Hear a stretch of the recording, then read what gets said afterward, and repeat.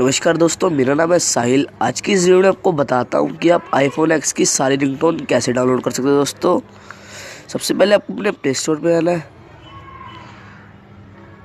फिर सर्च मारना है आई फोन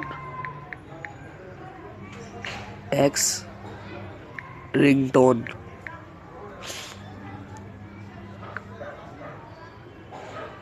ये दोस्तों मैंने पहले से ये ऐप डाउनलोड कर रखा है। दोस्तों, ये कुछ ही MB का ऐप है। फिर आपको यहाँ से इस ऐप को खोलना है।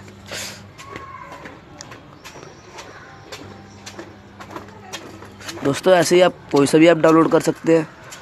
मैं आपको एक रिंगटोन चालू करके दिखा सकता हूँ।